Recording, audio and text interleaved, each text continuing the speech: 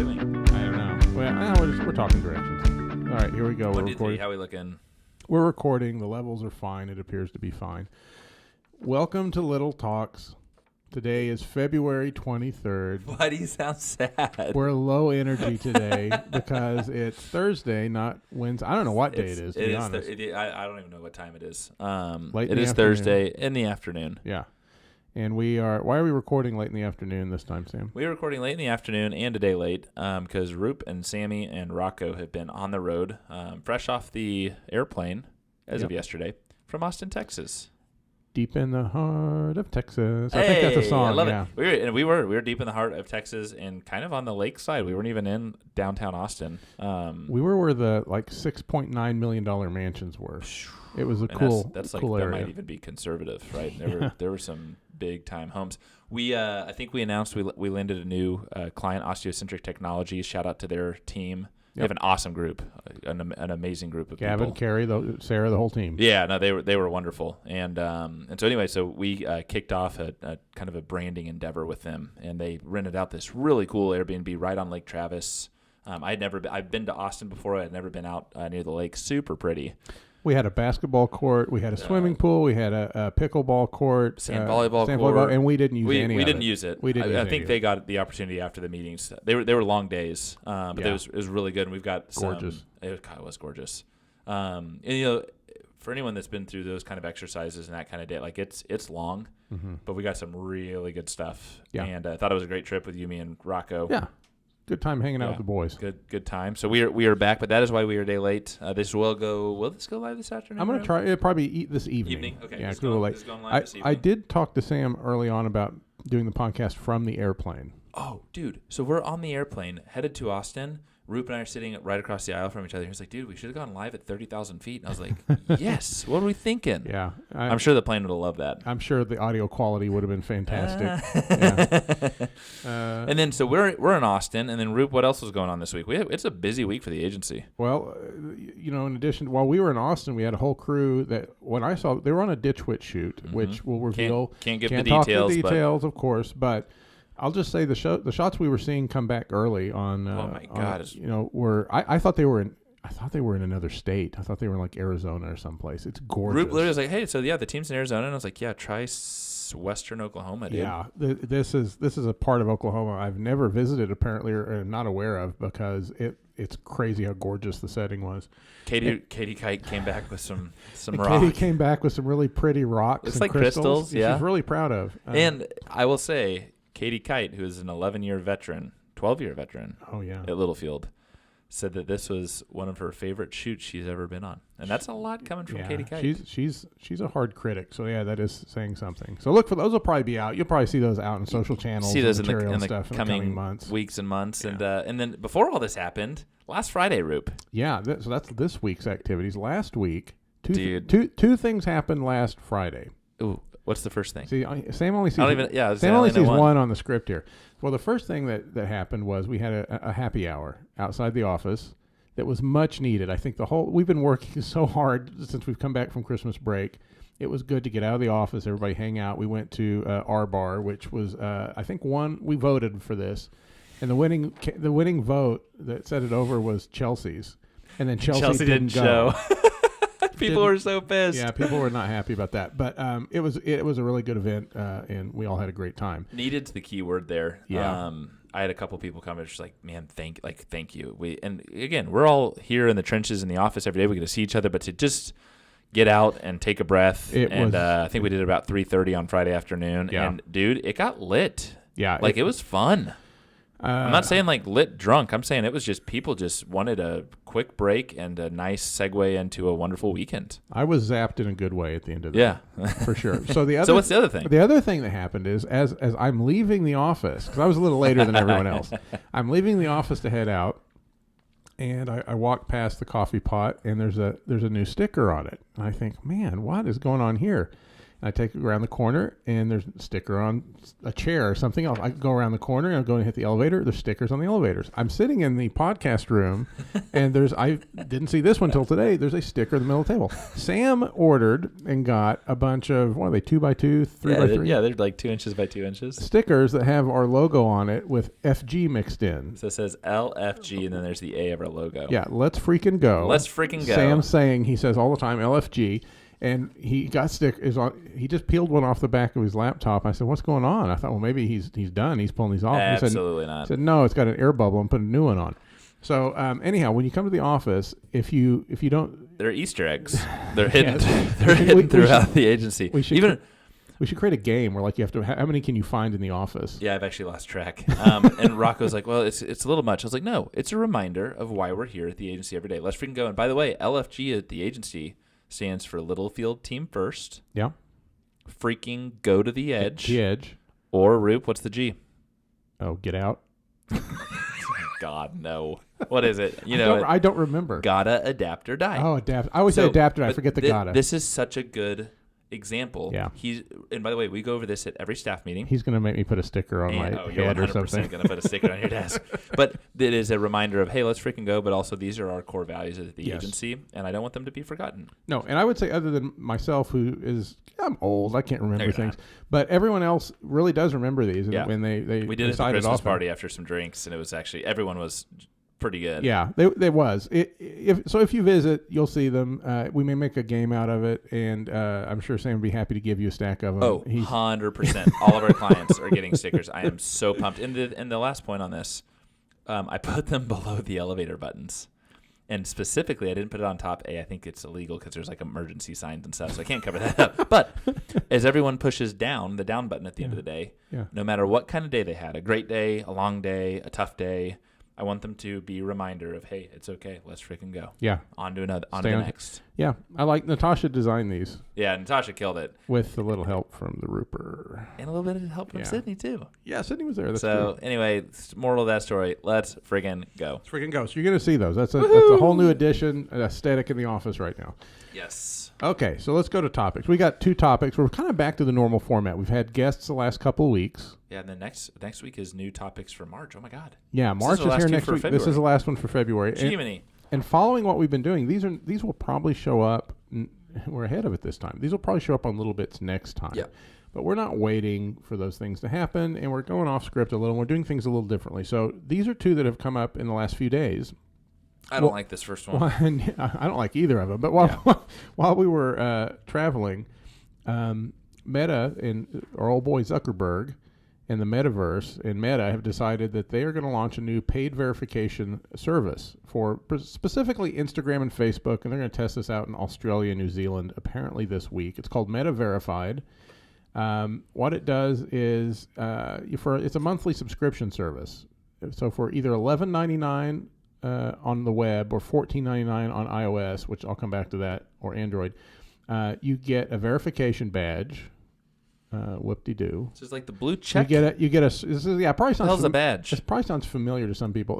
You get some visibility and service that includes more protection against impersonating accounts, blah blah blah, and you get more direct access to support. So they instantly got mocked because this is the same thing that Musk rolled out for Twitter. It's identical, in fact, other than the support part, which we'll also come back to. So that whole pay to be verified is a really weird concept, I think, to most people, because if you are running a social media platform and getting drugged before Congress, which is a preview of our next topic, the government's interested in how you control or manage the content that flows through your platforms. The very base of where you start on tackling that is knowing who's posting. So you're not hiding behind a screen name. You're verified in some way. I know exactly who you are. Now, for some folks, that's scary, but in this case, there's a reason for it, which you'll hear about in the second topic. So it seems like there shouldn't be pay barriers from that. That should be like an automatic thing. Like if you're going to be on this platform, you're a legit brand. You can't even sign up until you're verified. Yes. I'm going to need to know, at least a mailing address or a driver's license or something. Some proof of verification. Yeah, for sure. It's not that's just the barrier to entry. But to put a cost in front of it is really, really awkward to me. We all mocked Twitter when that happened, and it's an embarrassment. If you have a blue check mark on Twitter, Go into anyone that has one and look at the comments and just look at them getting ripped because it's a weird deal. Here they're saying we're going to give you better support as well, and for businesses that's a pretty good deal. Like we have long kind of lamented how bad the customer service is for Facebook in particular, but most of these online services. But Facebook in particular. In the last year, how much customer support time do you think you've spent with Meta? Oh, in a year, probably a full week of work time. And so Chelsea 40 hours. And Kelly Hubble.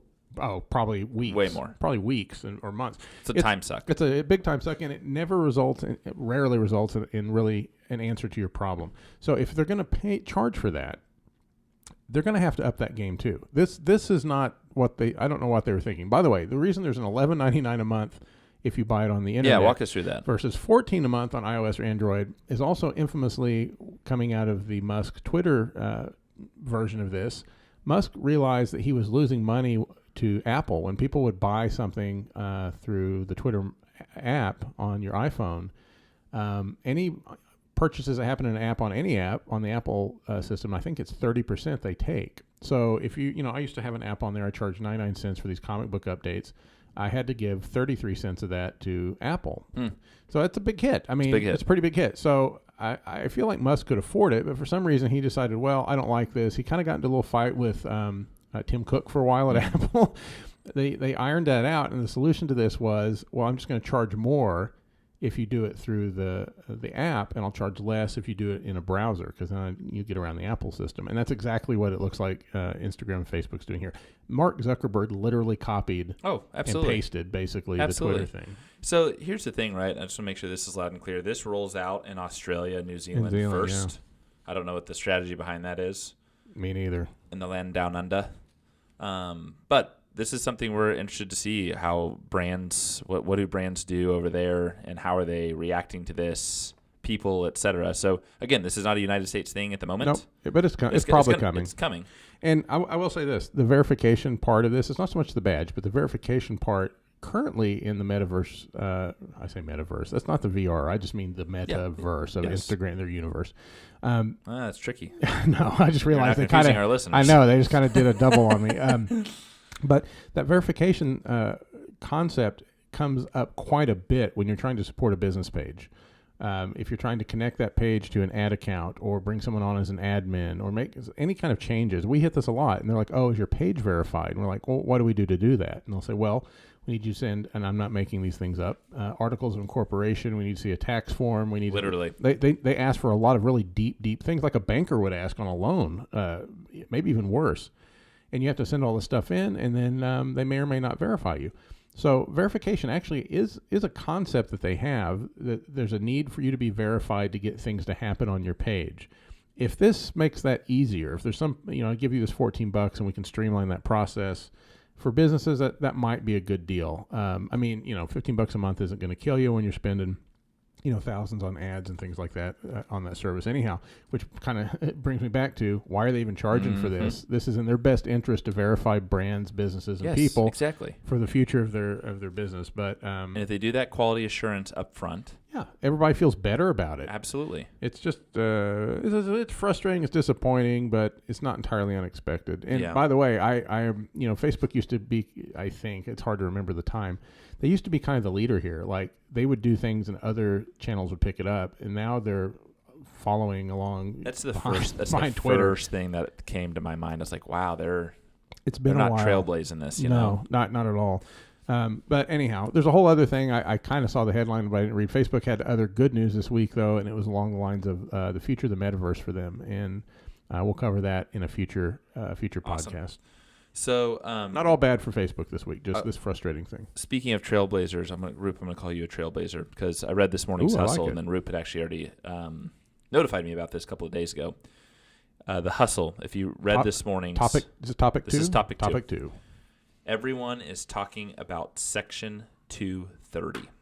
Okay, Section 230, this is part of the 1996 Communications Decency Act. And at the time, right, 96, this is before the big boys. No social media, no smartphones. Yeah, exactly. Yeah. If it states that website operators, so let's call it today, Facebook, Twitter, etc., they cannot be sued over what users post or comment, and they may also set policies for what gets removed and what doesn't. And that's generally worked for a long time. Yes. Until. And what's the problem with that, Rube? Well, as the Supreme Court heard a case about this week, and the justices are quite, as you'd expect, mystified by the internet. They just don't understand it, and they're probably not going to make a change here. But what happened was a group of plaintiffs actually got a court case in front of the Supreme Court to argue that this, which number was the number? Section 230. Section 230 needed to be eliminated because there was a terrorist attack in, I believe it was in Paris. It was in Paris in 2015. I remember. Yep. Oh, is this it the was one the at cafe, man? Yeah. And they're saying the guy that did this was influenced via YouTube videos he'd seen. And the argument, you're like, well, so what? You can look up a YouTube video. Well, their argument was the algorithms for YouTube promoted this content to this guy his feed and helped him become indoctrinated into whatever crazy so terrorism. that is his algorithmically what he's seeing. So like it's hard not to be like, man, I sympathize with that. That's true. Let's get rid of that. What they started asking though, they went into these really weird corners of, what if somebody gets sick from an internet recipe? Right. I mean, how do you prove that? Like, is that really a thing? And it got kind of wild. It was a really awkward session apparently for the Supreme Courts and everyone involved. It sounds like the plaintiffs actually even had they said struggled to draw a line between the recommendations of what is harmful versus non-harmful content, which I get. I 100% get. Well, the justices continue to say, we are not the 9 greatest experts on the internet. Yeah, maybe quote of the year. There's no real surprise here, but it begs the question. It's a really this one's tricky. It is, and I think some level. So you see how this is kind of counter to the previous topic, where you're like, well, these platforms do need to have some responsibility in how they're promoting content and what that content is. On the other hand, they want me to pay to know who I am to even start that verification process. Like, what's going on here? Somebody needs to put 2 and 2 together and really kind of iron this out. But yeah, I think this is going to be something that inches forward, and cases like this one for the Supreme Court this week, they're not going to change it because they said that the lawsuits and the basically the destruction of the internet, as anyone knows it, would be a result of overturning and going the other way with this, but they're not going to do that. Well, and not too long ago, I think it was Trent. We were having a conversation or a text thread or something. Trent at Grasshopper, yep. And it was when as TikTok's getting to know you, they're like literally they were intentionally putting harmful, depressing, psychologically no bueno news and content in front of you. Yeah, they learned from the negative. There was almost like a suicidal component in the sense of like, and I don't know if this was in Japan. I read this somewhere, but it brought it up. But it was not good. Yeah, and it was to it was to teenagers, and your minds are molding, and you're so influenced, and consumers to this day, no matter where you are, no matter what age you are, like you're so influenced by this. And Instagram had a very similar problem. Remember, they were overly influencing teens with the algorithm, and they said they made a change to it. And I haven't heard anything about that in a while. But I agree. But I think those teens just moved to TikTok. It is, yeah, no, totally. But it's really tricky, and I think about it in the sense of not only brands, but just the consumer lens of it. Yeah. Like my Lord. Yeah, it's tough, and look, again, the internet and social media, this is where people are. It's where they spend most of their time, right? Yeah. So it's not like we're like, well, let's just pack up and not participate there. We got to be there. But I think going back to last quarter and earlier in January, we talked about this. I think the problems Twitter's having right now with advertisers, and it's not gotten better. I just read yesterday on the plane as we were waiting about this, they're not getting those advertisers to come back because they've done such damage to their reputation, and the paid verification thing was a damage to reputation. Facebook could face something kind of similar, and look, they were kind of on shaky ground anyhow. Yeah. As a platform. So I think the time is kind of here for someone else to kind of come in and fill this void and kind of say, no, we're going to be responsible about this and how we're going to go about it. But these are depressing topics this week. And after a long week, but they're the big news of the week. And the first topic especially, like that is something we are looking into and keeping an eye on. That's big time. Yeah. So like if you're one of our clients and you're wondering, do I need to be a part of this verification service? Well, A, it's not available to us yet, so we can wait and see how it goes. But 2, if they roll it out to us, I'm certain we'll try it. It's not an expensive barrier to entry at all. But I do kind of question, if you're a brand, you probably get away with it. If you're a person and buying this verification, I'm telling you, you're just going to get laughed off the internet because that's what happens on Twitter if you're verified. It's not looked at as something that we should be, an individual should be supporting. That, like I was telling Sam before we went on, if Instagram and Facebook had launched their, I'm going to call it pay system from a point of view of you're paying for enhanced customer service and additional business verifications. And by the way, you get a blue check mark or you get a green, whatever it is. Mm-hmm. We probably wouldn't even be talking. Hey, that's cool. All right, I don't want to pay for service, but at least you have an option, right? Yeah. Instead, though, they went the other way. And they're like, oh, it's a verification service, and so you're going to pay for it. And by the way, you get these other two things. Well, those other two things are a lot more attractive. Yes. And a lot less embarrassing for you. So, that's why it looks like they literally copied and pasted and learned nothing from what Twitter's gone through the last 6 months. Amen. No, totally. Oh, well. Okay, well. We're still here, though. We're still here. We're still here. We're alive and well. And tomorrow's Friday, Roop. Tomorrow's Friday. Roop's getting a fresh cut this afternoon. Yeah, much needed. I look like the Wolfman right now. Just for our listeners, I look like the Wolfman. Look at my hair. I'm like, yeah, look at that nice flow of hair. Like you're talking to the wrong guy, man. So anyway, but Roop, he's got to get a haircut. I got to get a haircut. He's got to get a haircut later today. And it's because I can't wear hats to cover it. My head's too. My head doesn't work with hats. I've been told.